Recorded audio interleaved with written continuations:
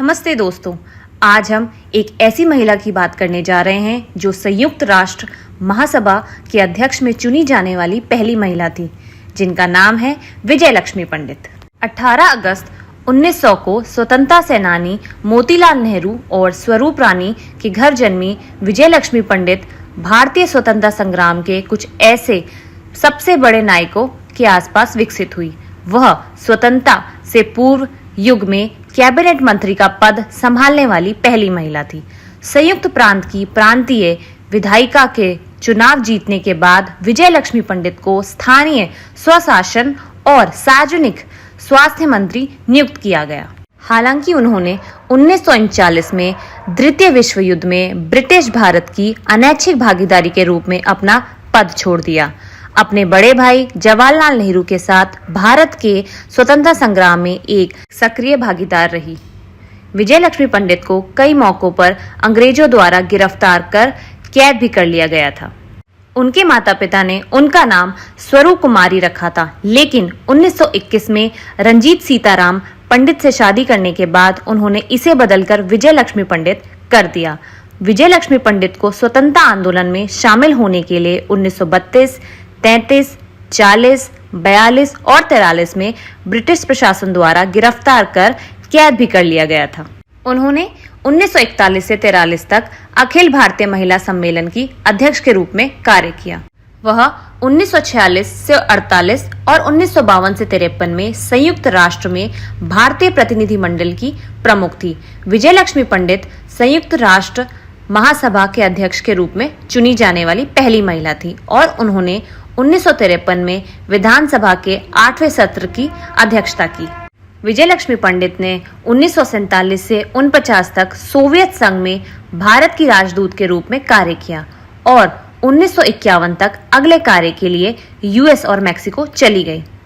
1954 और 1961 के बीच उन्होंने यूनाइटेड किंगडम और आयरलैंड में भारत के उच्चायुक्त के रूप में कार्य किया। अपने राजनीतिक करियर के बाद विजय लक्ष्मी पंडित ने राजनीति में कदम रखा और 1964 में जवाहरलाल नेहरू की मृत्यु के बाद फूलपुर लोकसभा क्षेत्र से चुनाव लड़ा।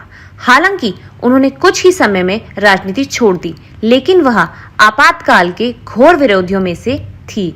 उन्होंने अपनी भतीजी प्रधानमंत्री इंदिरा गांधी के आपातकाल लगने के फैसले की आलोचना की। जून 1975 में विजय लक्ष्मी पंडित अपनी बेटी नयनतारा के साथ लंदन में यात्रा कर रही थी। जब उन्होंने यह खबर सुनी, उनकी भतीजी प्रधानमंत्री इंदिरा गांधी ने संवैधानिक अधिकारों को निलंबित कर दिया था और भारत में आपातकाल की घोषणा की थी।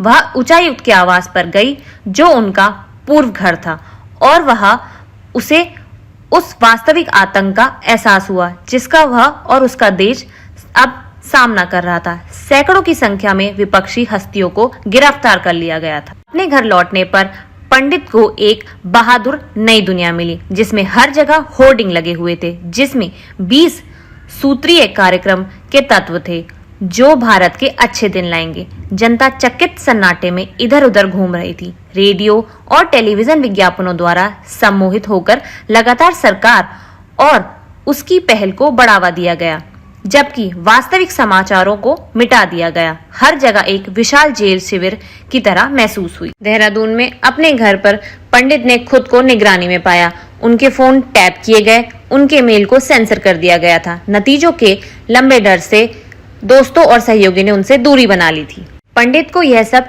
हृदय विदारक लगा। उन्होंने अपनी भतीजी को उनके छोटे दिनों में प्यार किया था।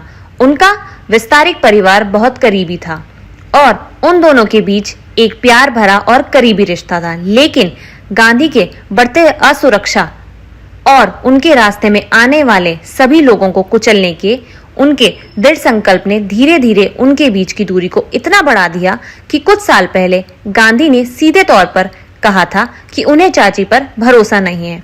अपने घर में अलग थलग पंडित ने कई रातों की नींद हराम कर दी थी। जो था उसे स्वीकार करने को तैयार नहीं थी और फिर भी नहीं जानती थी कि क्या करना है। दिन बर दिन स्थिति केवल बद से बदतर होती दिखी। पंडित ने द न्यूयॉर्क टाइम्स को एक साक्षात्कार दिया जो 31 अक्टूबर 1976 को प्रकाशित हुआ। उन्होंने घोषणा की थी कि स्वतंत्रता और लोकतंत्र पर हमले हो रहे थे। वह अपने देश के लिए निराश थी। कुछ महीने बाद गांधी ने आपातकाल हटा लिया और राजनीतिक कैदियों को रिहा करना शुरू कर दिया था। विजयलक्ष्मी पंडित ने नीलम संजीव रेड्डी के खिलाफ राष्ट्रपति पद के लिए चुनाव लड़ा था। हालांकि वह जीत हासिल नहीं कर सकी। उन्होंने 2 पुस्तकें लिखी, 1939 में सो आई बिकम अ मिनिस्टर और 1946 में प्रिजन डेज। विजयलक्ष्मी पंडित ने 1 दिसंबर 1990 को देहरादून में अंतिम सांस ली। अगर आपको हमारा कंटेंट अच्छा लगा then please hit the like button, subscribe the channel and share with your friends. आपके प्यार से हमें प्रेरणा मिलती है अच्छा कंटेंट बनाने की। Thanks for watching our channel.